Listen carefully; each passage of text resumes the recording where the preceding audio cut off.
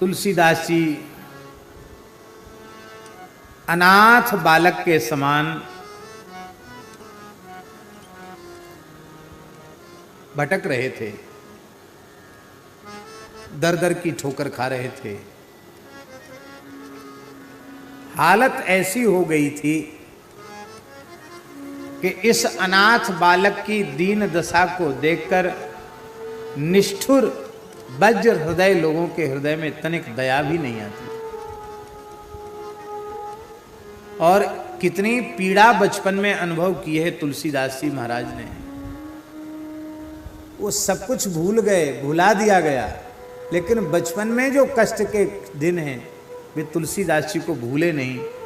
उनके काव्यों में यत्र तत्र तुलसीदास जी के मन की पीड़ा उनके काव्य के माध्यम से व्यक्त होती है।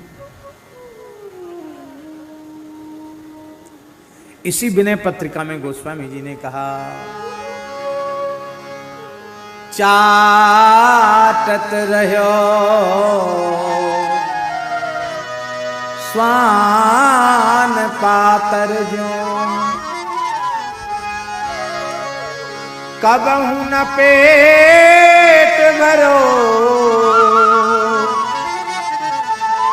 सोहो चाखत नाम सुधारस, पेखत परसु धरो भरोसो जाहि दूसरो सो करो।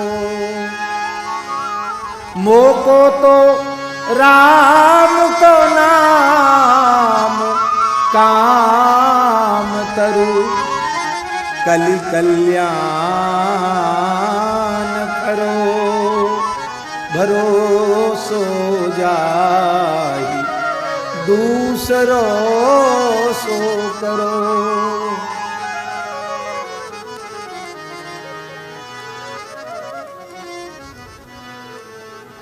पत्तल चाटने से जैसे कुत्ते का पेट नहीं भरता, तुलसीदास जी कहते अनाथ बालक के समान जब मैं भटक रहा था तो मुझे याद नहीं कि मुझे मेरा कभी पेट भरा हो। मेरी छाया से डरते थे लोग, छाया से। बड़ा अशुभ बालक है, इसकी छाया घर पर पड़ जाएगी, किसी पर पड़ जाएगी तो उसका भी अनिष्ट हो जाएगा। जन्मते ही मां को खा गया, पिता भी चला गया, अरे और तो और जो दासी ने इसको वो भी मर गई। बड़ा अशुभ बालक।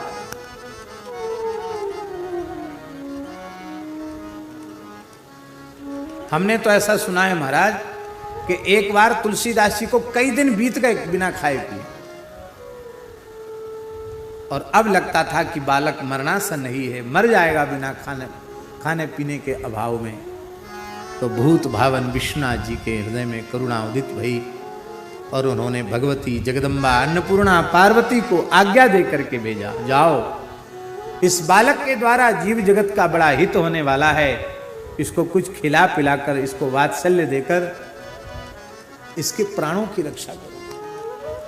वृद्धा ब्राह्मणी के रूप में भगवती जगदम्बा अन्नपूर्णा ने आकर गोद में बिठाकर रोते हुए बालक को खीर खिलाई अपने हाथ से।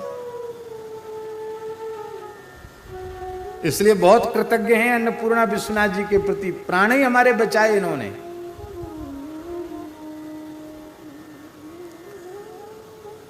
और भोले बाबा ने ही चित्रकूट में भजन करने वाले जगत गुरु श्री रामानंदाचार्य भगवान के शिष्य श्री स्वामी नरहरि आनंदाचार्य जी को आदेश दिया कि तुम जाओ और अमुक गांव में बालक है, अनाथ बालक है, विप्र बालक है, उसको अपनाओ।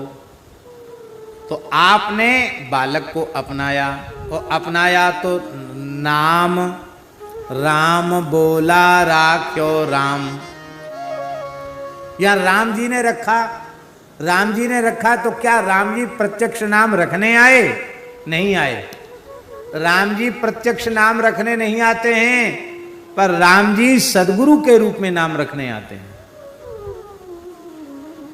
दीक्षा में 5 संस्कार होते महाराज जी। तापम पुंड्रस्तथा नामो मंत्रो माला च पंचमः अमीहि पंच संस्काराः परमई कांत्य हेतवः। ये 5 संस्कार जीव को परमई कांति भगवान का भक्त बनाने वाले। कौन कौन संस्कार? तापम तप्त छाप, पुंड्रम ऊर्ध्वपुंड्र, तापम पुंड्रस्तथा नाम नाम रामदास, कृष्णदास, गोविंददास, माधवदास, ये सब नाम। माला तुलसी की माला, मंत्रश्च और मंत्र, ये 5 संस्कार है। तो गुरुजी नाम रखते कि नहीं दीक्षा का नाम?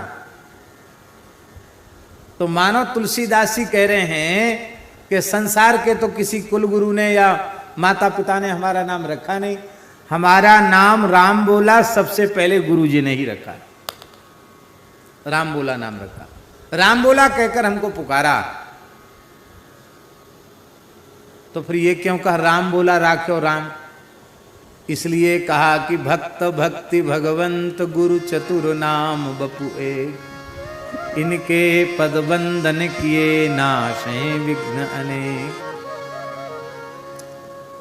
तो राख्यो राम का अर्थ है राम रूप श्री गुरु ने अथवा गुरु रूप श्री राम ने, एक ही बात है। या तो राम रूप गुरु कहो या गुरु रूप राम कहो। ये राम बोला हमारा नाम रखा, और नाम रखने के बाद फिर क्या कहा?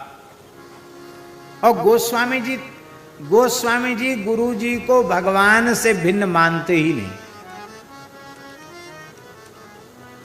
और सच्ची बात है कि गुरु जी भगवान से भिन्न है ही नहीं। अभी छोटे सरकार आए थे धुनी वाले दादाजी के परंपरा के, तो उन्होंने एक बात बताई बड़ी अच्छी लगी महाराज जी हमको। उन्होंने कही मेरे मन में कभी व्याकुलता उत्पन्न नहीं होती भगवान की प्राप्ति की। क्यों? कहते भाई गुरुजी साक्षात परमात्मा का स्वरूप है, परमात्मा ही है। ये बात तो बार बार कही जाती शास्त्रों में। तो गुरुजी मिल गए, भगवान तो हमको मिल गए, अब उनके सहारे हम पूर्ण निश्चिंत हैं। कहते मेरे मन में कभी कोई संकल्प विकल्प ही नहीं होता।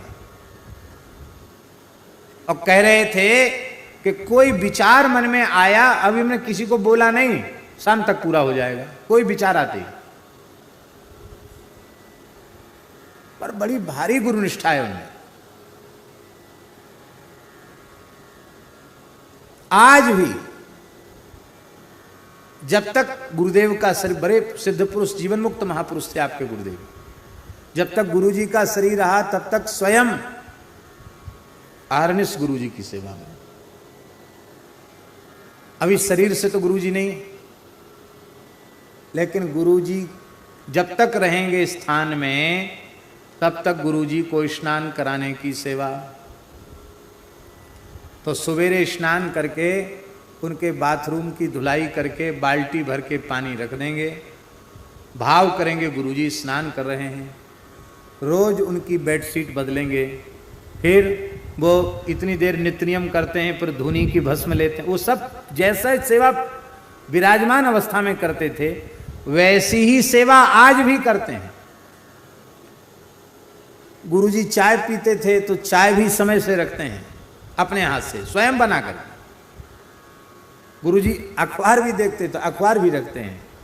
और एक समय वो रेडियो में समाचार सुनते थे, पुराना रेडियो, और समय से वो रहेंगे तो वहाँ रेडियो भी सुनाएंगे। और गुरुजी ने जो बता दिया, बोले बस सवेरे विष्णु सहस्त्रनाम का पाठ और शाम को शिव महिमा का पाठ, बस कुछ जो पाठ वो जो वही चल रहे हैं वही कर रहे हैं। नित्य उनकी सेज का श्रृंगार, नित्य उनकी पूजा, नित्य जैसे वो विराजमान स्थिति में करते थे वैसी ही सेवा आज भी करते हैं, स्वयं करते हैं। और उनको ये अनुभूति नहीं होती कि गुरुजी नहीं है, स्वीकार करने कोई राजी नहीं। परिचय तो ऐसे श्रद्धावानों को पद पर मिलता ही है।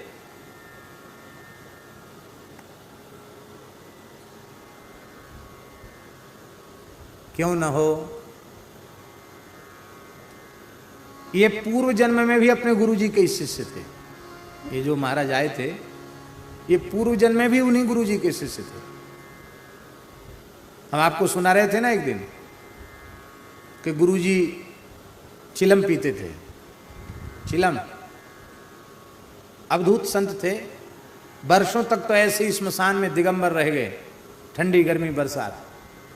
कोई रुपया चढ़ा गया धूने में स्वाहा, कपड़ा दे धूनी में स्वाहा, लड्डू मिठाई दिया धूनी में स्वाहा, सब चीज स्वाहा कर देते थे।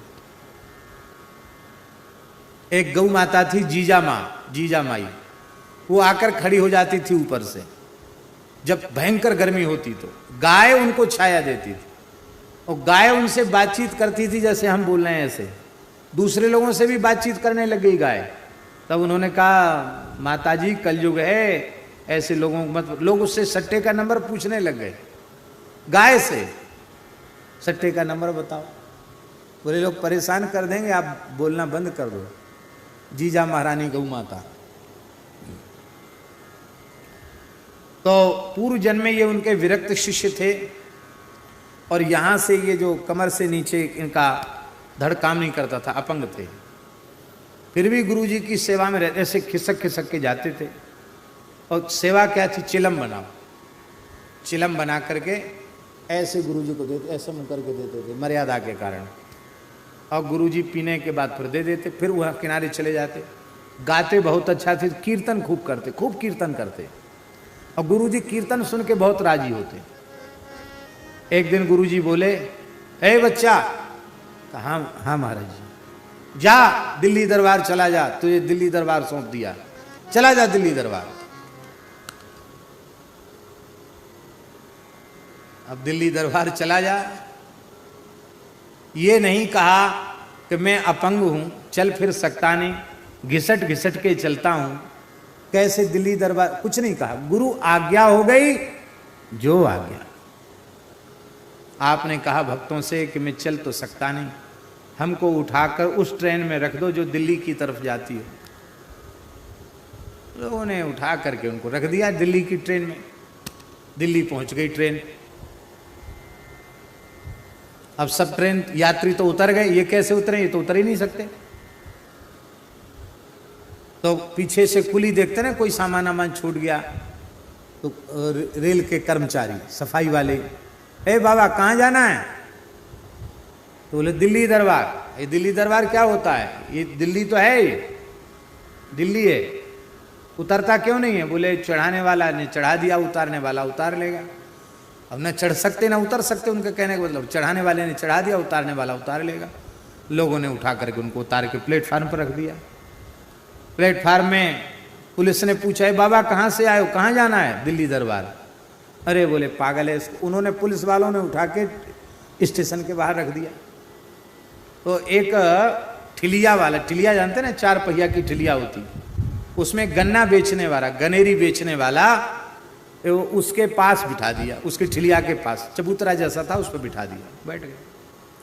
और वो गनेरी वाला आवाज लगाए, ठंडी मीठी गनेरी लो, ठंडी मीठी गनेरी। ये भी बीच बीच में आवाज लगे, ठंडी मीठी गनेरी लो, ठंडी मीठी गनेरी। तो दुकानदार ने सोचा, गरीब आदमी था बेचारा, उसने कहा तो बाबा बड़ा अच्छा है हमारी, और जब से ये बैठा तब से हमारा गन्ना बिक खूब रहा है, हमको मुनाफा हो रहा है। साधुते होए ना कारज हानि। तो संत की तो महिमा ही ऐसी है, साधुते होए ना कारज हानि। तो उसने प्रेम दिया, स्नेह दिया, और ये बैठकर उसकी गनेरी छील देते, छिलका उतार देते, न छोटे छोटे टुकड़े बना लेते और बेचते। अब वो फिर चला जाता, खाने को भी वो दे देता, खा लेते। धीरे धीरे उसका प्रेम और जग गया। बोले बाबा यहाँ आप पड़े रहते हो, दिन भर हमारा गन्ना बिकवाते हो, हमारे घर चलो। कि जय श्री राम जी की इच्छा। तो ठिलिया पे बिठा के ले गया। घर तो था ही नहीं, झोपड़पट्टी वाले लोग थे। तो टीन का ऐसा बना के रखा था, बाहर टाट लगा था, छोटा सा कमरा था, रहने की जगह तो थी नहीं। तो बाहर की जगह में थोड़ा सा टाट लगा के इनको बिठा दिया। तो रात में ये वहां रहते, रात को खूब कीर्तन करते, तुलसीदास जी, मीराबाई, कबीरदास जी, रैदास जी और नरसिंह मेहता इनके पदों को गाते, गा करके प्रेम विभोर हो जाते। लोगों ने कहा, टोला मोहल्ले के लोगों ने कहा कि कौन से बाबा जी को पकड़ के लाए, सोता ही नहीं, पूरी रात कीर्तन करता है, गाता है, और दिन में आपके साथ जाके जो है वो गन्ना बिछवाता है। फिर सवेरा हो तो कहें हमको ले चलो गन्ना बेचेंगे, तो फिर ठिलिया में बिठा के वो स्टेशन फिर ले जाते। ठंडी मीठी गनेरी लो, ठंडी मीठी गनेरी, आवाज़ लगाते रहते। और जब वहाँ से लौट के आए तो अभी 3-4 ही दिन हुआ था महाराज जी कि सोमवती अमावस्या आई। बोले यमुना जी कितनी दूर है? बोले यमुना जी थोड़ी दूर हैं। बोले हमको यमुना जी ले चलो। बोले हाँ बाबा आज हम स्टेशन गन्ना बेचने, यमुना जी गन्ना बेचने जाएंगे। तो ठिलिया पर बैठ के यमुना जी चले गए। यमुना जी में स्नान किया और एक गड्ढे जैसी जगह थी, वहाँ बैठ गए। बोले गुरुजी ने जो संकेत किया था वो जगह आ गई है, अब तुम जाओ, अब हमारा तुम्हारा यहीं तक का था, अब तुम जाओ, हम दिल्ली दरबार आ गए। अरे महाराज ये खुले आकाश के नीचे कहाँ खाने का, पीने का, रहने का? बोले नहीं अब तुम जाओ। बहुत मनाया, मना कर दिया। कोई बेचारा गरीब आदमी, उसके घर में जगह ही कहाँ थी, इतनी सामर्थ्य कहाँ? बोले चलो जैसी महात्मा की इच्छा।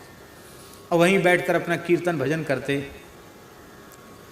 वहाँ भी चमत्कार होने लग गया, लोगों की इच्छाएं कामनाएं पूरी। बाबा हमारी नौकरी छूट गई है, राम राम राम राम राम राम, जय श्री दादाजी की, धुने वाले दादाजी की, जय गुरुदेव, ऐसी कुछ कह देते, हो जाता। बाबा सेवा बताओ, तो कहते यहाँ मिट्टी डाल दो, गड्ढा था वहाँ लोग मिट्टी डाल देते। बाबा हम बहुत तकलीफ में हैं, तो फूल की पकड़ी उठा के दे देते, राम राम राम राम लो, राम राम राम राम लो। देश के प्रथम राष्ट्रपति डॉक्टर श्री राजेंद्र प्रसाद जी, उनको दमे की बीमारी थी और बहुत इलाज हुआ, उनकी बीमारी ठीक नहीं हुई। सर्दियों में बहुत कष्ट बढ़ जाता था, तो सर्दियों में डॉक्टर राजेंद्र प्रसाद जी को बड़ा कष्ट बढ़ा। उनकी खास बहन थी, वो आई जमुना नहाने, उन्होंने सुना कि महात्मा बड़े चमत्कारी हैं, अपंग बाबा हैं, तो वो आई, बोले हमारे भाई राष्ट्रपति हैं और बीमार हैं, आप उनको भी कुछ आशीर्वाद दे दो।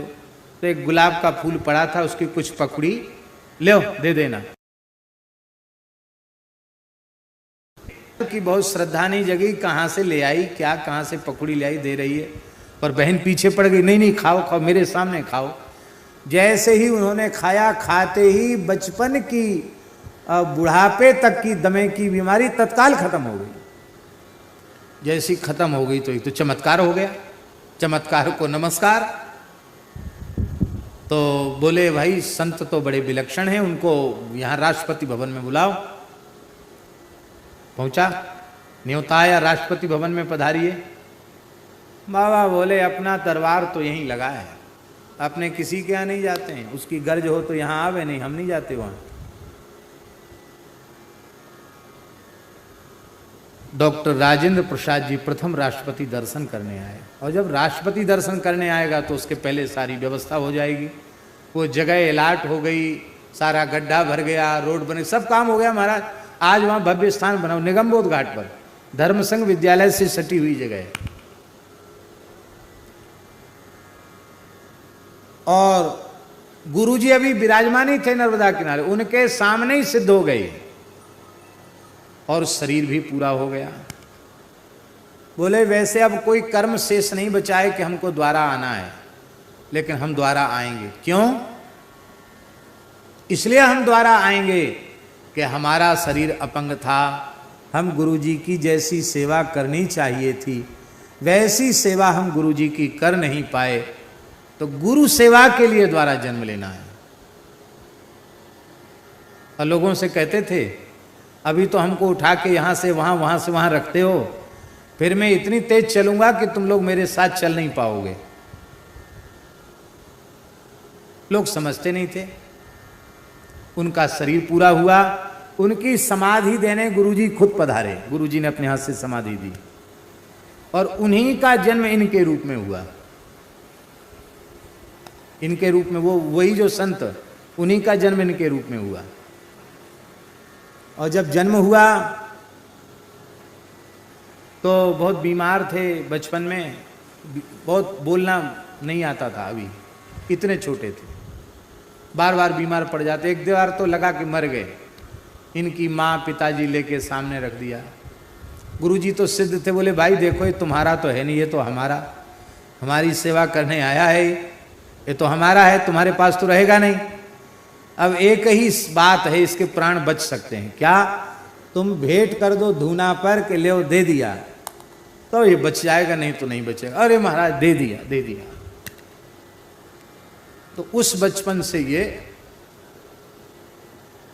तो पूर्व की स्मृतियां, ऐसे सिद्ध पुरुष गुरु जी थे। हम लोग कहते हैं पर मानते नहीं। कहो भले ही मत, पर हृदय से मानो। गोस्वामी जी क्या कहते हैं, भगवान श्री कृष्ण क्या कह रहे हैं श्रीमद् भागवत में? आचार्यम माम बिजानीयात नावमन्येत करहिचित न मर्त्य बुद्ध्या सूये तो सर्वदेव मयो गुरु। आचार्य को, गुरु को मेरा ही स्वरूप स्वीकार करो, मानो। किसी भी अवस्था में गुरु तत्व का तिरस्कार मत करो, अवमानना मत करो। अवमानना कैसे होगी? बोले उनमें गुण दोष दिखाई पड़ेंगे तो उनका तिरस्कार होगा, उनकी अवमानना होगी। गुण दोष क्यों दिखाई पड़ेंगे? बोले उनमें मरण धर्मा मनुष्य की बुद्धि होगी तो दोष दृष्टि रहेगी, दोष दृष्टि से बच नहीं सकते। इसलिए न मर्त्य बुद्धिया सूये, तो ये मरण धर्मा मनुष्य हैं, ये विचार ही त्याग दो, क्योंकि सर्वदेवमयो गुरु, गुरु सर्वदेवमय है। तो भक्त भक्ति, तो गोस्वामी जी इसी सिद्धांत को मानते हैं। क्या कहा गोस्वामी जी ने? हम नित्य वंदना में बोलते हैं, हमको बहुत प्रिय लगता है। बंदऊ गुरुपद कंज, किन गुरु के पद कंज बंदो?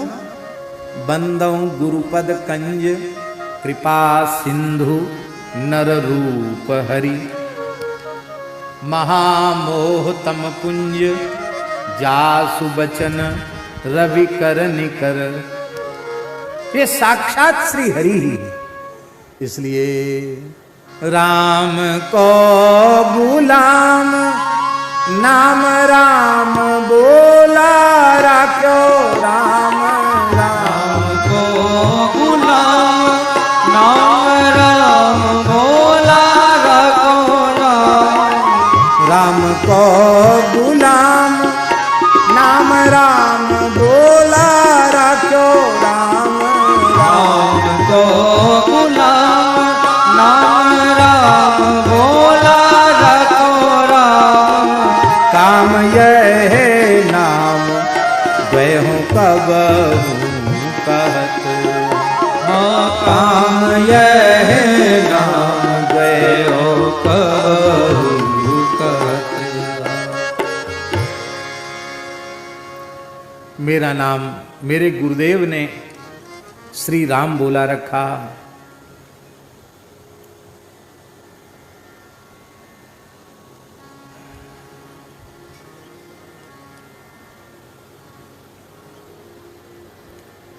अब तुम राम जी के गुलाम हो, ये भी गुरु जी ने बताया, क्योंकि जीव नित्य भगवत दास है और भगवान जीव के नित्य स्वामी हैं। इस संबंध का बोध ही सदगुरु कराते हैं। तुम भगवान को हो और भगवान तुम्हारे हैं। तो गुरुजी ने परिचय कराया कि तुम्हारा स्वरूप भगवान का दास है, तुम दास हो भगवान के, तुम्हारा नाम राम बोला है। तो जब हम राम जी के गुलाम हैं, गुलाम माने गुलामी करने वाला, सेवा करने वाला, तो हमको कौन सी सेवा राम जी की करनी है? आपने नाम तो हमारा रख दिया, राम जी का सेवक भी बना दिया, तो हम कौन सी सेवा करें? बोले काम यह नाम द्वय हो कब हूं कहत हूं। ये काम क्या है? कहते राम जी का कैंकर्य, कैंकर्य कितने प्रकार का है? बोले 9 प्रकार का। श्रवणम, कीर्तनम, विष्णु स्मरणम, पाद सेवनम, अर्चनम, वंदनम, दास्यम, सख्यमात्म निवेदनम। इति पुंसार्पिता विष्णु भक्तिश्चेन्नवलक्षणा क्रियते भगवत्यद्धा तन्मन्ये धीतमुत्तमम्। राम जी की सेवा क्या है? बोले राम जी की नवधा भक्ति करो। तुलसीदास जी महाराज कहते, महाराज हम तो प्रथम से भी प्रथम श्रेणी के आलसी हैं। ये 9 प्रकार की भक्ति तो बनना हमसे बड़ी कठिन है।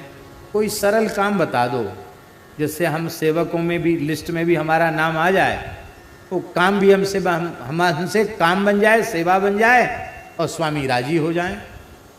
तो गुरुजी ने कहा कि अच्छा, तो गुरुजी ने सेवा सौंपी, राम राम करो। क्या कहा गुरुजी ने? राम राम करो। तो इतनी सरल सेवा हमको मिली है राम राम करने की, और कोई सेवा नहीं, राम राम करो। इसका भाव क्या है? देखो, इसका भाव ये है कि सच्चे संत, सच्चे सदगुरु, वे अपने स्वार्थ की पूर्ति की कोई बात शिष्य को कभी नहीं बताते हैं। ना वो किसी व्यक्ति वस्तु पदार्थ से जोड़ते हैं, वो सीधे जीव को भगवान से जोड़ते हैं।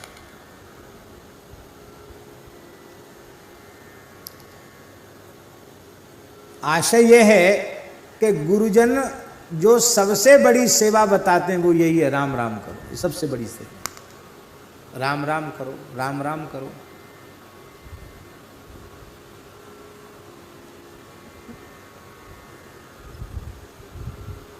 एक सज्जन हमारे पास आए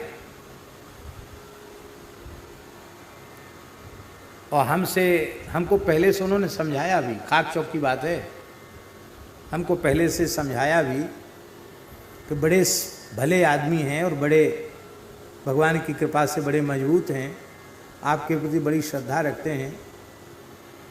तो वो सेवा की पूछेंगे, कहेंगे तो आप सेवा बता देना उनको।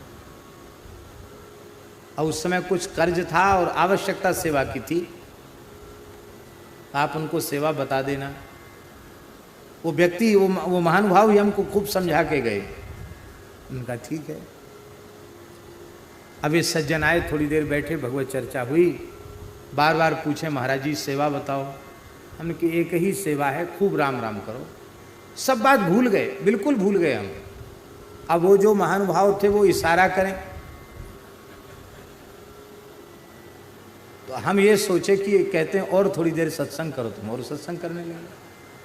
जब वो चले गए तो बाद में कहा महाराज जी आपने तो बताया ही नहीं। अरे हमने कि क्या बताना, भगवान की कृपा है, आज तक किसी मनुष्य के सामने ना एक मुट्ठी अन्न के लिए कहा, ना 1 रुपए के लिए कहा।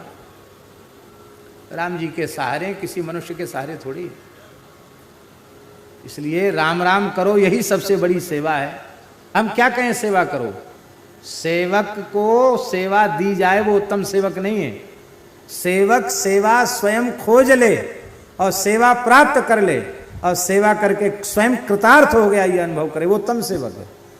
कहने पर सेवा की तो उत्तम सेवा नहीं है, बिना कहे सेवा किया तो उत्तम सेवा है। तो गुरुजी ने हमको सबसे सरल सेवा सौंपी, राम राम करो।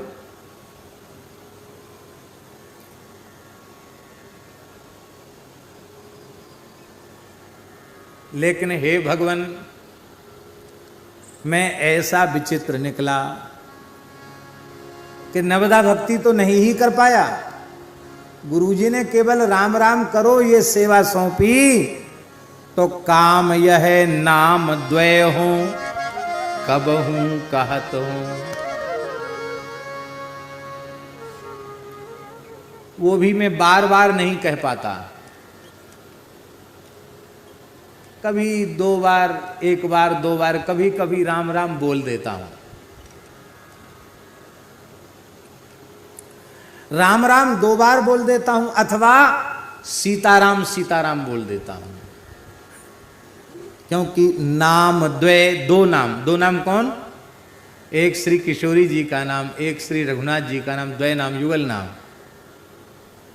हम पहले भी कह चुके हैं, राम जी किशोरी जी के वियोग में होते हैं तो श्री किशोरी जी के नाम का जप करते हैं। वाल्मीकि महर्षि लिख रहे हैं, सीतेति मधुराम वाणीम व्याहरन प्रतिबुध्यते। सीते सीते कहकर राम जी उठते हैं, और श्री किशोरी जी रघुनाथ जी के वियोग में निरंतर नाम पाहरू दिवस निस, ध्यान तुम्हार कपात, लोचन निज पद जंत्रित, जाहि प्राण के ही बात। किशोरी जी राम राम जपती हैं और श्री रघुनाथ जी सीता सीता जपते हैं। तो अकेले किशोरी जी का नाम जपना राम जी का अधिकार, अकेले राम जी का नाम जपना किशोरी जी का अधिकार। हम लोगों को तो सीताराम सीताराम सीताराम कहिए, जाहि विधि राखे राम ताहि विधि रहिए। आप लोग कहेंगे कई महापुरुषों ने केवल राम नाम जपा, तो क्या वो युगल नाम नहीं है? राम नाम में ही युगल नाम, क्योंकि अकारो जानकी प्रोक्ता, रामे जो आए है वो श्री किशोरी जी है, इसलिए राम नाम में भी किशोरी जी हैं। पर अलग से कुछ संतों का भाव होता है कि भाई किशोरी जी का नाम भी स्वतंत्र रूप से ही लिया जाए। यद्यपि सीता जी के नाम में राम जी और राम जी के नाम में सीता जी हैं, लेकिन फिर भी सीताराम सीताराम सीताराम। एक बार पूज्य श्री गोपालाचार्य जी ने कहा, पूछा हमसे क्या जपते हो? हमने कि महाराज जी हम तो जप ही नहीं कर पाते हैं, फिर भी क्या जपते हो? कुछ नाम जप करते हो? हमने कहा सीताराम सीताराम। अरे बोले सामान्य मनुष्य को भी श्री के बिना नहीं बोला जाता है, और इष्ट का नाम बिना श्री के लेते हो, क्या कहना चाहिए? बोले श्री सीताराम श्री सीताराम श्री सीताराम श्री सीताराम। उन्होंने कहा क्या, तब से हम यही करने लगे। मैंने करते तो नहीं है, लेकिन जो कुछ भी भूले भटके 2-4 नाम चलता है तो श्री सीताराम श्री सीताराम। अब श्री सीताराम में बहुत सुख मिलता है, सीताराम से ज्यादा सुख मिलता है श्री सीताराम में। भले थोड़ी देर तो लगेगी, लेकिन आनंद ज्यादा आता है। श्री सीताराम श्री सीताराम श्री सीताराम श्री सीताराम श्री सीताराम श्री सीताराम श्री सीताराम श्री सीताराम। बहुत प्यारा नाम है। हमारे सुदामा कुटी के बड़े पुजारी जी थे, बड़े अच्छे महात्मा थे। तो हमारे महाराज जी से तो बड़ा प्रेम उनका था ही, और हमको कहते थे पंडित बच्चा दवा, बुला लेते, जबरदस्ती सेवा ले लेते थे। जोर से दवा तो भी उनके पैर बहुत कठोर थे, और जोर से दवा, फिर कुछ कुछ सेवा कह करके ले लेते थे। फिर जिस समय सेवा करते तो कोई ना कोई अच्छी बात सुनाते। खूब नाम जापक थे, खूब भजनानंदी थे। तो कहते बच्चा, एक बार तुलसीदास जी महाराज बहुत कमजोर हो गए, एकदम दुर्बल हो गए। राम जी को बड़ी चिंता हो गई। हनुमान जी ने पूछा सरकार आज आप उदास क्यों? अरे बोले भाई तुलसीदास मेरा बड़ा प्यारा भगत है, बेचारा महात्मा बहुत कमजोर होता चला जा रहा, बड़ी चिंता है हमको। हनुमान जी बोले आप चिंता न करें, हम पता लगाते हैं हाली बीमारी क्या है, क्या तकलीफ है, हम करेंगे ऐसा उपाय को तगड़े हो जाएं। श्री राम जय जय राम कह के हनुमान जी प्रकट हो गए। आओ आओ प्रभु, आंजनेय बड़ी कृपा की, कैसे पधारे? बोले सरकार बहुत चिंतित हैं, आपका शरीर बहुत कमजोर हो रहा है, क्या बात है, तबीयत ठीक है? बिल्कुल स्वस्थ हूँ, खूब सुंदर भूख लगती है, नींद भी आ जाती है, कोई बीमारी नहीं है। अच्छा देखें नाड़ी, हाँ बिल्कुल ठीक है, नाड़ी तो ठीक चल रही, कोई तकलीफ ही नहीं। कमजोर क्यों हो रहे? कमजोर भी कुछ नहीं, ठीक है, क्या है कई कमजोरी नहीं, बहुत कमजोर हो रहे हो। क्या करते हो? क्या करेंगे महाराज, राम राम करते हैं, यही तो कमजोरी का कारण है। अरे पोषण तो माँ देती है ना, माँ को तो याद ही नहीं करते हो, खाली राम राम बाप बाप को याद करते हो। पोषण देना तो माँ का काम है। अब समझ में आया, इतना खीर मालपुआ खाने के बाद भी कमजोर क्यों? अच्छा, अब सीताराम सीताराम जपा करो। बोले ठीक है। बोले अब सीताराम सीताराम जपना जैसी तुलसीदास जी ने हनुमान जी की आज्ञा से शुरू किया, पुजारी कहते इतने मोटे हो गए तुलसीदास जी, ऐसे बोलते, वो खुद मोटे थे, इतने मोटे हो गए। फिर बच्चा तू भी क्या राम राम करता है? बहुत दुबला पतला, हमारा शरीर भी दुबला पतला बहुत था, बहुत दुबला पतला, क्या राम राम करता है? सीताराम सीताराम क्या कर, तगड़ा हो जाएगा। बोलो भक्त वत्सल भगवान की। इसलिए कहते हैं कि काम यह नाम द्वय हो कबहू कहत हो, यही काम के कभी दो नाम माने श्री सीताराम श्री सीताराम, ये अर्थ तो ये होगा। और दूसरा अर्थ द्वय नाम, दो बार राम राम राम राम, बस राम राम ऐसा कह लेता। अर्थात गुरुजी ने इतना सरल साधन बताया कि केवल राम राम करो, वो भी हमसे ठीक नहीं बन पा रहा है। अब ध्यान दें, इस पद को सुनकर ऐसा मत समझ लेना कि तुलसीदास जी भजन नहीं करते थे। हाँ, गोस्वामी तुलसीदास जी महाराज के जैसा नाम जापक इतिहास में खोजने से अत्यंत कठिनाई से प्राप्त होगा। ऐसे नाम निष्ठ महान संत श्री तुलसीदास जी महाराज। एक पुस्तक हमने पढ़ी, ज्यादा पढ़ने का अवसर तो मिला नहीं, अभी अभी 2-3 दिन में ही उसको मैंने देखा। युग पुरुष तुलसी,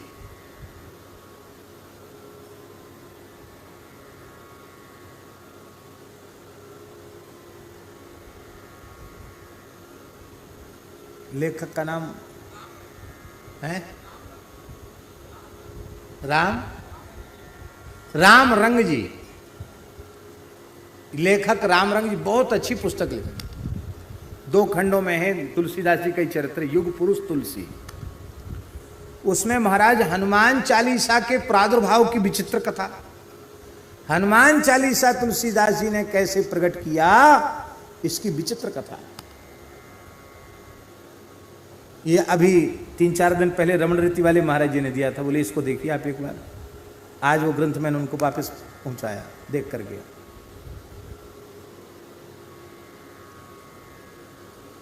इसमें बोले हनुमान चालीसा कैसे प्रकट हुआ, उसकी विचित्र कथा है महाराज जी हैं। हाँ, तो उसमें ये कथा है कि हरिद्वार कुंभ का समय था और हरिद्वार कुंभ के पर्व पर मुगल शासन था। उस समय मुगल काल था, अकबर का शासन था, सम्राट अकबर का काल था। और मुसलमानों ने षड्यंत्र रचा था कि कुंभ के अवसर पर साधु ही परस्पर लड़ भिड़ के मर जाएं और इनमें विद्रोह हो जाए। ये शैव वैष्णव विद्रोह धीरे धीरे हिंदू समाज 2 खेमों में बट जाएगा, एक अपने को वैष्णव कहने वाले लोग, एक अपने को शैव कहने वाले लोग, और इनका खूनी संघर्ष आपस का हिंदुस्तान को कमजोर कर देगा। और उस ग्रंथ में उन्होंने लिखा कि तुलसीदास जी महाराज हरिद्वार कुंभ के अवसर पर आए थे, तो उन्होंने कासाय वेश धारण करने वाले 2 सन्यासियों के मुंह से आपस में अंधेरे में कुछ ऐसी बात सुन ली कि उससे तुलसीदास जी समझ गए कि ये साधु नहीं है, ये तो मुसलमान है। और ये इस तरह के तमाम षड्यंत्रकारी भेष बदल के हिंदू सनातन धर्म को कमजोर करने के लिए, शैव वैष्णव विद्रोह भड़काने के लिए ये घूम रहे हैं। इनकी योजना है खूनी संघर्ष कराने की, तो इसको कैसे भी टलवाना चाहिए। और वो उन्होंने इनको देखा तो वो झगड़े भी से, कहाँ घूम रहा है, कैसे, काफिर, कुछ ऐसे शब्द कहे, उससे पता चलेगा कि मुसलमान है। उन्होंने आकर के अपनी चिंता को एक अखाड़े में आकर के श्री गुरु नानक देव जी के पुत्र श्री चंद्राचार्य जी के समक्ष एकांत में इस घटना का निवेदन किया और सब अखाड़े के लोगों की वहां बैठक हुई और उन लोगों का भंडाफोड़ हुआ और उनका षड्यंत्र था। पूरे हिंदू समाज में ये प्रचार किया जा रहा था कि ये साधु महात्मा सब तुम्हारा कुछ नहीं करेंगे, हमारा 41 कोई 41 होता, उनमें 41 बोले 41 का जो मंत्र जब हम पढ़ेंगे तो कौन सी दैवी शक्तियां आकर के और तुमको तबाह कर देंगी। तो हिंदू समाज में भय व्याप्त था उनके तांत्रिकों के द्वारा कि ये अनुष्ठान कराने वाले हैं 41 का। तब उस समय सारी सभा हुई, विद्रोह समाप्त हुआ और उस समय श्री चंद्राचार्य जी महाराज ने कहा कि अब इस 41 के षड्यंत्र को विफल करने के लिए कोई दिव्य स्तोत्र आपको प्रकट करना चाहिए जिससे हिंदू पढ़ें तो उनमें शक्ति आवे। साधु संत के तुम रखवारे, असुर निकंदन नाम दुलारे। हाँ, भूत पिशाच निकट नहीं आवे, सब दैवी शक्तियां भाग जाएंगी, महावीर जब नाम सुनावे। और भाव समाधि में चले गए श्री चंद्र जी महाराज और उन्होंने कहा कि ये कार्य तुलसीदास जी आपके द्वारा होना है। गोस्वामी जी ध्यानस्थ हुए, हनुमान जी का ध्यान करते करते हनुमान जी का आवेश उनमें हो गया, उछलने कूदने लगे, तमाम फल रखे थे उन फलों को पा गए, हनुमान जी का आवेश हो गया। फिर गंगा जी में कूद गए। उस समय लोगों ने कहा तुलसीदास जी में तो ऐसा कभी नहीं होता था। चंद्राचार्य जी ने कहा कि ब्रह्मवेला में इस मुहूर्त में एक दिव्य स्तोत्र प्रकट होने वाला है, लोग तैयार हो जाएं, क्या इनके मुंह से निकलने वाला है। उस समय तुलसीदास जी महाराज के मुख से भावावेश में, हनुमान जी के आवेश में ही हनुमान चालीसा निकला और ये सबसे प्रभावशाली स्तोत्र है। बड़ा बहुत अच्छे ढंग से, हमको तो कम समय मिला पढ़ने का, जल्दी जल्दी पढ़ा, बहुत बड़ा ग्रंथ था। तो और उसमें हनुमान चालीसा की बड़ी सुंदर व्याख्या आई, बहुत सुंदर व्याख्या। तो पढ़ करके भी हमको ऐसा लगा कि ये इतना प्रभावशाली हनुमान चालीसा, जितने चालीसा है ना सबकी दादी अम्मा है हनुमान चालीसा। इसके पहले कोई चालीसा नहीं था, मुसलमानों का 41 था। 41 तो पता नहीं कहाँ चला गया, कोई जानता है 41? और चालीसा, हनुमान चालीसा के बाद फिर तो कितने चालीसा बने, शिव चालीसा, गायत्री चालीसा, संतोषी चालीसा, गंगा चालीसा, यमुना चालीसा, गिरिराज चालीसा, चित्रकूट चालीसा, गुरु चालीसा, और जिसको जिसकी प्रति श्रद्धा है वो भी लोगों ने चालीसा बना दिए, अमुक जी का चालीसा, अमुक जी का चालीसा। चलो ठीक है, तो सब चालीसाओं की दादी अम्मा है हनुमान चालीसा, इसी से सब चालीसा प्रकट हुए। बोलो भक्तवत्सल भगवान की। तो गोस्वामी जी ऐसे नहीं है कि भजन न करते हो, बहुत बड़े नाम जापक हैं गोस्वामी जी। बहुत बड़ा कार्य हिंदू वैदिक सनातन संस्कृति के संरक्षण का बहुत महनीय कार्य गोस्वामी तुलसीदास जी के द्वारा संपन्न हुआ है। रामचरितमानस उन्होंने लिखा, किसकी कृपा से लिखा? नाम की कृपा से। यही मह रघुपति नाम उदारा, यही मह रघुपति नाम उदारा, अति पावन पुराण श्रुति सारा,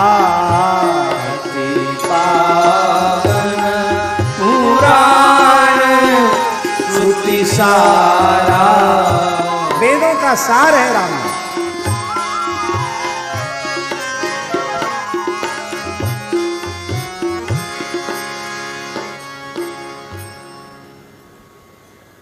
मानस जी की रचना किस काल की है? संवत 1631 करहु कथा हरिपद्धर सीसा, नौमी भौम बार मधुमासा, अवधपुरी यह चरित प्रकाश। गोस्वामी जी स्वयं मानस जी में लिख रहे हैं।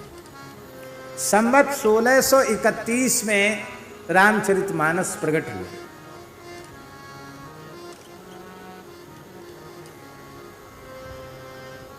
और गोस्वामी जी का जन्म कब का है? हैं? हाँ, 1554 विषय कालिंदी के तीर, श्रावण शुक्ला सप्तमी तुलसी धर्यो शरीर।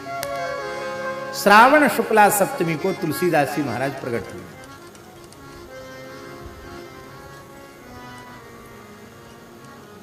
(1554) में। अब 1554 से 1631 के बीच का समय कितना है?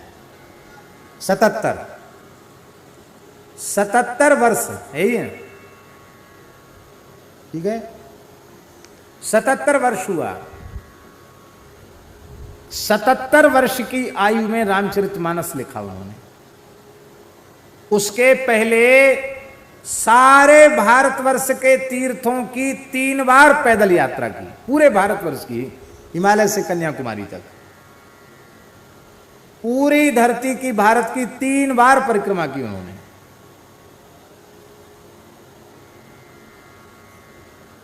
और 77 साल की आयु तक वे संख्या पूर्वक 9 का राम नाम पूर्ण कर चुके थे। नौका जानते हैं? नहीं। हमारे यहां साधुओं में एक संख्या विशेष होती है नाम जप की, उसको नवका कहते हैं। क्या कहते हैं? नवका। उसमें 9 की ही संख्या है।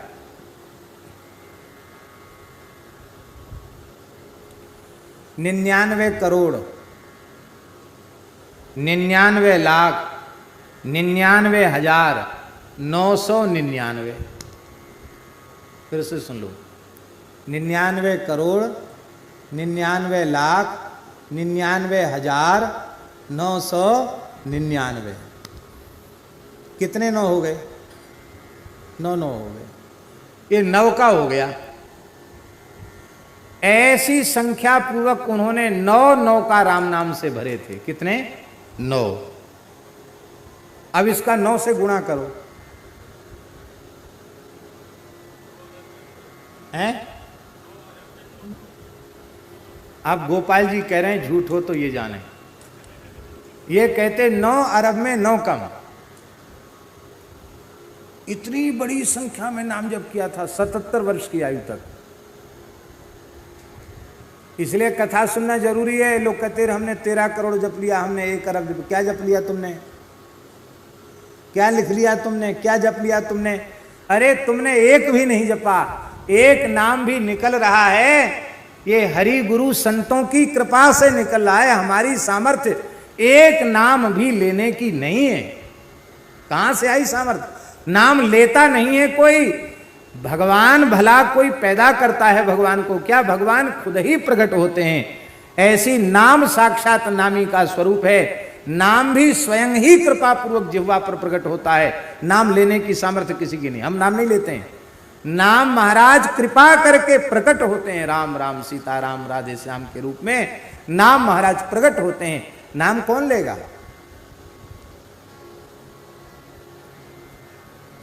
आप लोग कहेंगे इतना जप सकता है कोई? इनके चांद गोटिया जी के पिताजी का क्या नाम था? बजरंग लाल जी नाम था। क्या नाम था? क्यों है? क्या? बजरंग दास जी, बजरंग लाल जी। सेठ जी ने उनको कहा था कि तुम नाम जप की संख्या लिखा करो डायरी में। तो जपते तो वो पहले से थे, पर जब से सेठ जी ने कहा तब से उन्होंने लिखना शुरू किया था। और परम श्रद्धेय स्वामी श्री राम सुखदास जी महाराज को ये जानकारी थी कि सेठ जी ने नाम जप की संख्या लिखने की आज्ञा इनको दे रखी है। तो जब बजरंग लाल जी का शरीर शांत हो गया तो स्वामी जी पधारे और स्वामी जी ने कहा हम उनके नाम जप संख्या की डायरी देखना चाहते हैं। तो 400 करोड़ और जाने कितने लाख, माने ऐसा समझ लो कि 4 अरब से ऊपर नाम जप थोड़ी ही समय में उन्होंने जपा था। कितना? 4 अरब से ऊपर। तो एक गृहस्थ वैश्य गीता प्रेस में सेवा करते हुए, संस्था का काम करते हुए 4 अरब नाम जप सकते हैं।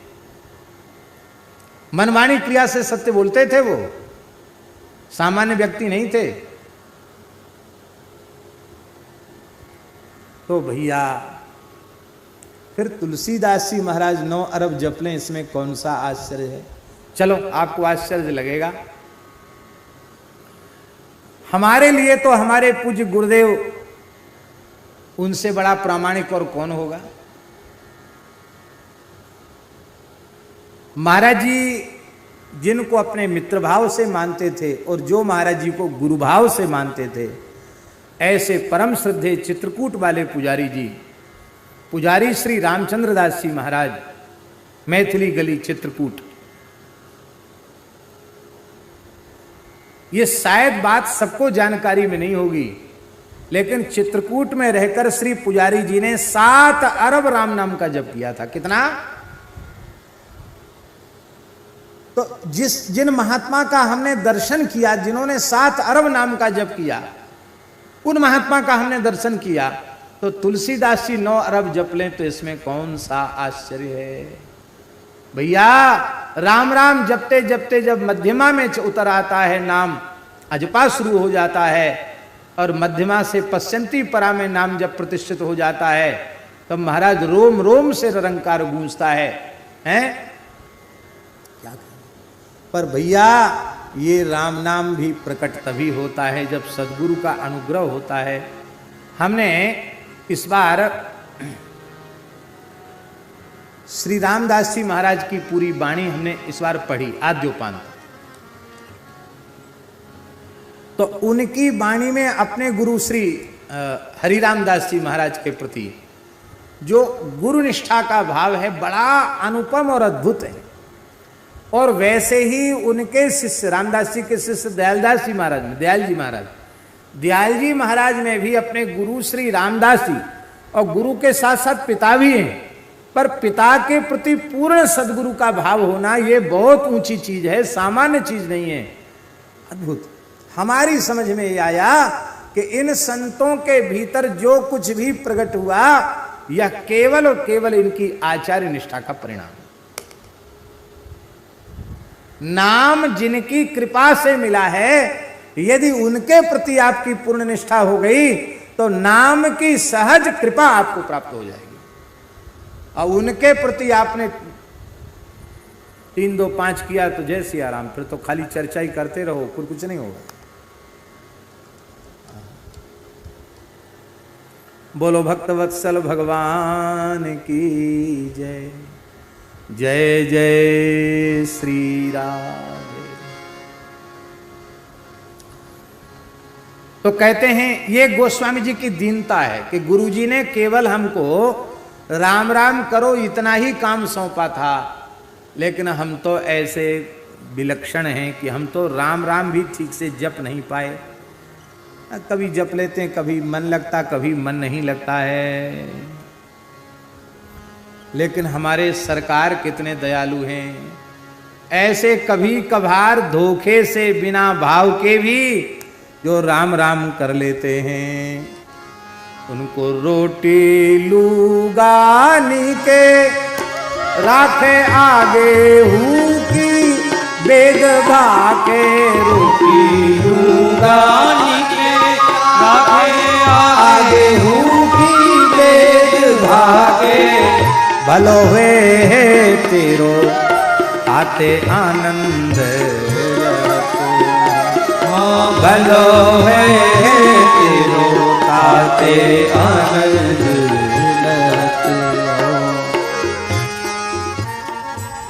ठीक से भजन भी नहीं कर पाया मैं, लेकिन रोटी लूगा नीके राखे। इसके बाद भी ठाकुर जी कितने दयामय हैं, ऐसे भूले भटके भी राम राम करने वालों को वो अन्न वस्त्र का अभाव नहीं होने देते हैं, नीके राखे ठीक से रखते हैं। बड़े बड़े भयंकर अकाल दुष्काल आए, महामारी के काल आए, लेकिन साधु भूखे मर गए, नंगे उघारे मर गए। कहीं सुना आपने? ज्यादा विपत्ति के समय भंडारे भी ज्यादा होते हैं। बोलो भक्त वत्सल भगवान की। क्यों? देखो अपनी बदनामी से सब डरते हैं, सब कोई चाहते हैं ना हमारी बदनामी ना हो, भगवान भी डरते हैं बदनामी से। कोई पुरुष है अब उसकी पत्नी है और वह पुरुष जानता है कि मेरी पत्नी उत्तम कोटि की पतिव्रता नहीं है, वो जानता है उत्तम श्रेणी की पतिव्रता नहीं है ये, यह जानकर भी उसे अन्न वस्त्र आदि देता है, आभूषण भी देता है, ठीक से रखता है उसको। क्यों? क्योंकि भूखी नंगी उघारी डोलेगी तो इसकी कोई बदनामी नहीं। बदनामी किसकी होगी? आदमी क्यों? अरे बड़े भारी सेठ बनते हैं, बड़े राजा साहब बनते हैं, देखो कैसी घूम रही है सड़क पे बेचारी, भूखी प्यासी डोल रही है। तो बदनामी के डर से वो अपनी उस उत्तम पतिव्रता न होने पर भी अपनी पत्नी का पालन पोषण करता है, अन्न वस्त्राभूषण आदि देकर उसे संतुष्ट करना चाहता है। ठाकुर जी भी यही सोचते हैं। भले उत्तम पतिव्रता तो हम लोग नहीं हैं। उत्तम पतिव्रता क्यों नहीं है? क्योंकि जैसा 16 आना मन राम कृष्ण के चरणों में लगना चाहिए वैसे तो लगा नहीं। रुपया में, कपड़ा में, इधर में, उधर में, रूप में, रस में, गंध में, शब्द में, स्पर्श में, यानी कहाँ कहाँ मन दौड़ रहा है। इसके बाद भी ठाकुर जी जितना खा नहीं सकते उतना अन्न दे रहे हैं, जितना पहन नहीं सकते उतना वस्त्र दे रहे हैं। किस चीज का अभाव कर रखा है उन्होंने? किस अभाव तो महाराज जी प्रकृति में है, भगवान में अभाव कहां से आया? भगवान में जो स्थित हो गया उसके सारे अभाव खत्म हो गए। श्री संपूर्णानंद जी महाराज कहते थे कि देखो राम जी से संबंध जोड़ने का फायदा बताऊं। संपूर्णानंद जी कहते तुम लोगों से पूछो, कहेंगे हमारे इतने प्लॉट हैं, इतने बीघा जमीन है, इतना एकड़ जमीन है, तो आपका सीमित से संबंध है तो आप कहेंगे इतना ये परिवार है, मेरे इतने बच्चे हैं, ये है, वो है, इतना मकान है, इतना हमारा क्या कहते हैं कारखाने हैं, फैक्ट्री है, इतनी हमारी गाड़ी है, कहेंगे आप कि नहीं कहेंगे? तो जितने सीमित से संबंध आपने जोड़ लिया तो वो सीमित आपका हो गया।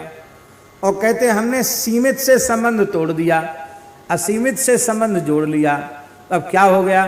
बोले हम राम जी के हैं, राम जी हमारे हैं, और सारी धरती, आकाश, सूर्य, चंद्र, पवन सब राम जी के हैं, इसलिए सब धरती हमारी है।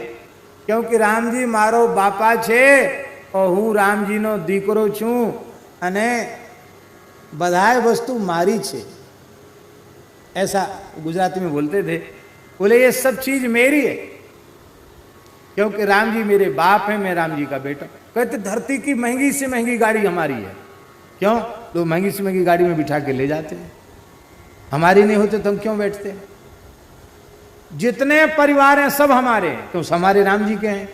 जितने मकान हैं सब हमारे, जितनी दुकान सब हमारी। तुम लोगों के इतने इतने, हमारा इतना है। देखो क्यों? क्योंकि हमारा धरती पर अपना कहलाने के लिए 1 इंच भूमि भी हमारी नहीं है, 1 रुपया भी हमारा नहीं है, 1 तिनका भी, धागे का तिनका भी हमारा नहीं है।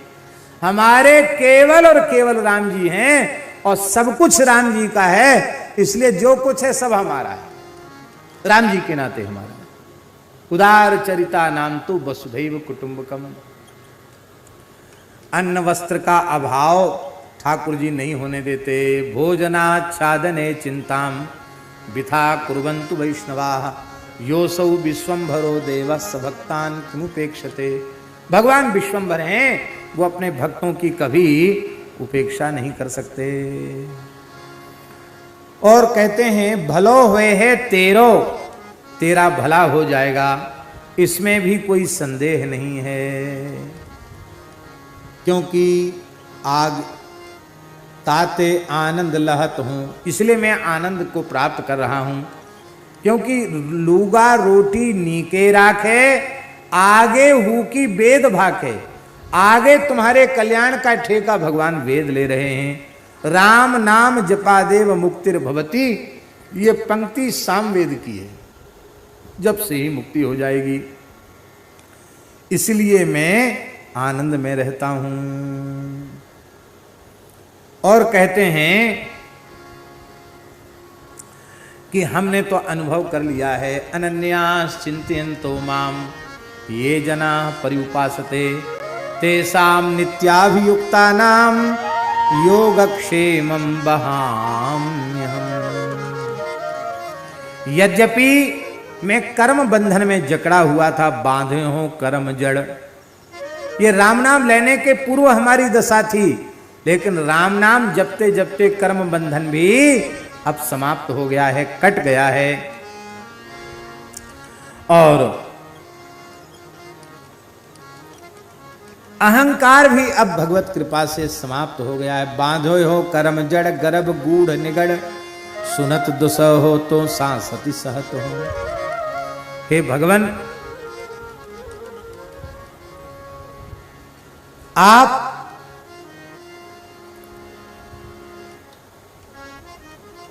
ने बड़ी कृपा की है। आपने सद्गुरु रूप से पधार करके अपना नाम प्रदान करके मेरे जैसे अनाथ के अनाथत्व को दूर कर दिया। हे कोशलेश, हे कृपा सिंधु, मैं बहुत कष्ट सह रहा था, लेकिन आपने अपने पवित्र नाम का उपदेश दे करके मुझे इससे बचा लिया। लीनो छीन दीन देखो दुरित दातो, मैं पापों से जला जा रहा था। हे भगवान, अब मैं आपका हो गया हूं। अब जब आपका हो गया हूं तो अब मेरी लाज भी आपको ही रखनी है, क्योंकि मेरो को नाही, मेरो को कहूं नाही चरण गहत हूं। मैं आपके चरणों को छू करके, आपके चरणों की शपथ लेकर कह रहा हूं कि इस पूरे विराट ब्रह्मांड में, मेरे जीवन में आपके अतिरिक्त मेरा कहलाने के लिए कोई दूसरा है ही नहीं। ये सबसे ऊंची बात है। मेरे तो गिरधर गोपाल आप भी कह सकते, मीरा जी ने कहा तो, पर दूसरों न कोई, ये ईमानदारी से कहने वाली मीराबाई है। यही बात तुलसीदास, मैंने राम जी आपके चरणों की शपथ लेकर कहता हूं, दूसरे के लिए भले ही कोई दूसरा कुछ भी हो, पर मेरे लिए तो आपके चरणों के अलावा और कोई दूसरा नहीं है। सब कुछ मेरे जीवन में आप ही हैं।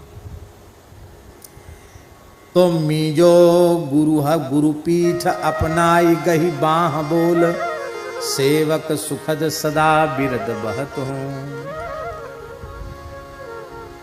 गुरु जी ने पीठ पर प्रेम की थपकी दी, मीजो पीठ, धौल दिया पीठ पर, थाप दिया और कहा कोई चिंता मत करो, जब तुमने स्वीकार ही कर लिया कि मैं शपथ पूर्वक कहता हूं कि मैं केवल राम जी का हूं, तो राम जी का होने से ही तुम्हारा काम बन गया।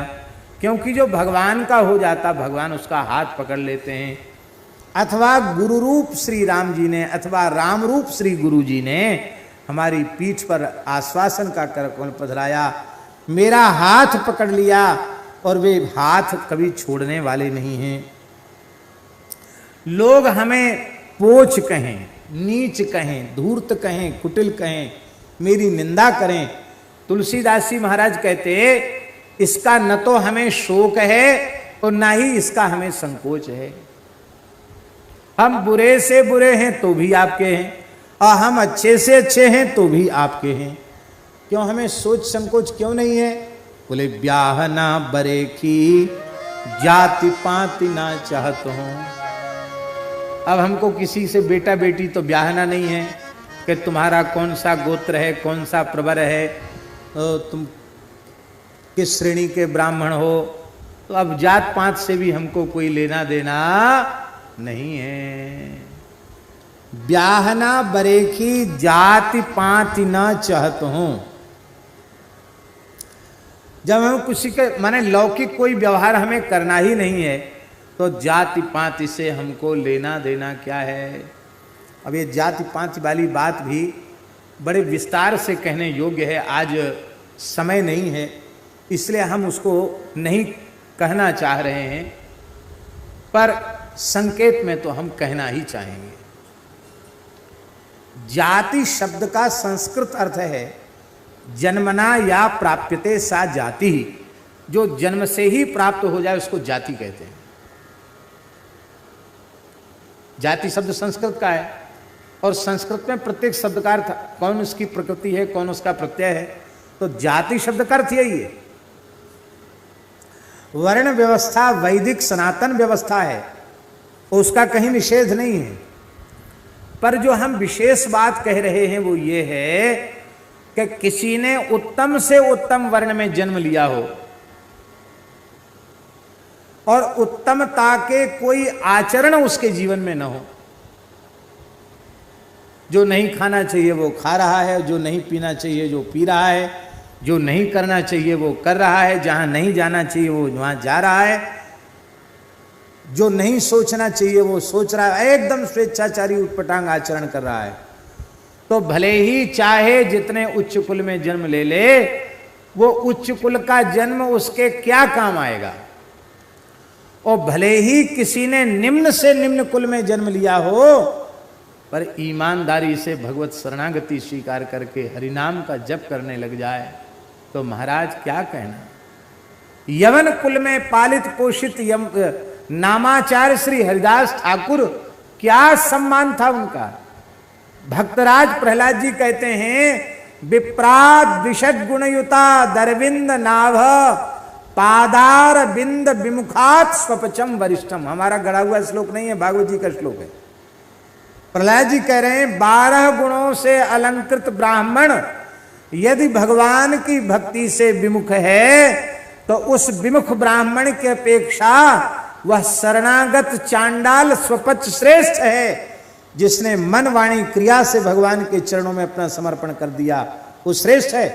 क्योंकि भगवत शरणागति के बल से, भजन के बल से वह स्वपच स्वयं भी पार उतर जाएगा, अपने पितरों को पार उतार देगा, अपने कुल खानदान को भी पार उतार देगा। व्यक्ति ऊंच नीच नहीं है, उच्च से उच्च व्यक्ति भी भजन नहीं करता तो वो नीच है। सोने के घड़े में शराब भरी हो तो आपके लिए वो पवित्र हो जाएगा घड़ा, पूजनीय हो जाएगा। और मिट्टी के कलश में गंगा जल भरा हो तो आप सिर पे रखेंगे कि नहीं, परिक्रमा करेंगे कि नहीं। आपका जन्म तो सोने के घड़े जैसा है, लेकिन उसमें विमुखता की मदिरा भरी हुई है, तो आपका कोई आदर नहीं है। मिट्टी का घड़ा है, आहा धन्य है। रैदास जी महाराज चर्मकार कुल में उनका जन्म हुआ, लेकिन धन्य है। नाभाजी महाराज कहते हैं, क्या कहना है, वर्णाश्रम अभिमान तज, वर्णाश्रम अभिमान तज, पद रज बंदहि जासुकी, संदेह ग्रंथि खंडन वाणी विमल रैदास की। रैदास जी की भक्ति का दर्शन करके बड़े बड़े काशी के लोग वर्ण आश्रम की का अभिमान त्याग कर जिस मार्ग से कीर्तन करते हुए रैदास जी निकलते थे, उस मार्ग की रज को अपने मस्तक पर चढ़ा देते। हमें भी भगवान का प्रेम मिल जाए, हम भी धन्य हो जाएं। हरिराम व्यास जी महाराज प्रकांड विद्वान थे, हमारे वृंदावन के रसिकाचार्य। वे व्यास वाणी में कह रहे हैं, बोले हमारी समझ में आ गया, भगवान के भजन से कल्याण होगा, कोरे जाति के अहंकार से कल्याण नहीं होगा। वे कहते हैं, व्यास ही बामन मत गिनो। पवित्र शुक्ल ब्राह्मण थे वो, सनाड्य विप्र कुल में जन्म हुए थे, लेकिन हमको ब्राह्मणों की गिनती में नहीं हम अपने लाना चाहते। व्यास ही बामन मत गिनो, तब क्या हो, बोले हरिदासन को दास, मैं तो हरि के दासों का दास हूं। एक जगह लिखते हैं हरिराम व्यास जी, व्यास कुलीनन कोटि मिली, व्यास कुलीनन कोटि मिली, 52 लाख 25 एक भगति रैदास पे तुले न तिनको शीस।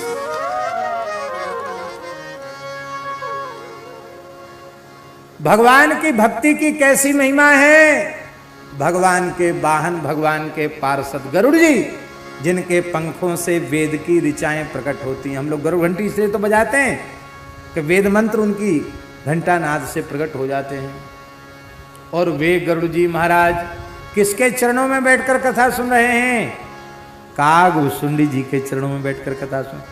कहां पक्षीराज और कहां चांडाल पक्षी हैं, लेकिन पुनि पुनि काग चरण सिरुनावा है। पुनि पुनि तुलसीदास और कुछ भी तो लिख सकते थे,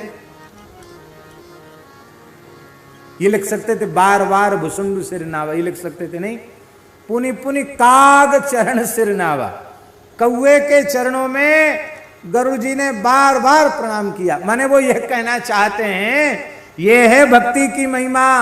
एक कौवा को भक्ति मिल गई तो पक्षीराज गरुड़ भी चरणों में बार बार प्रणाम करते हैं। यह है भक्ति की महिमा।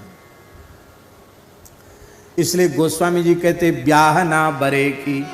हमको किसी से बेटा बेटी तो ब्याहना नहीं है, तो हमको कोई कुछ कहे कोई कुछ कहे, कहने वाले कहते रहें, हमें तो बस राम राम करना है।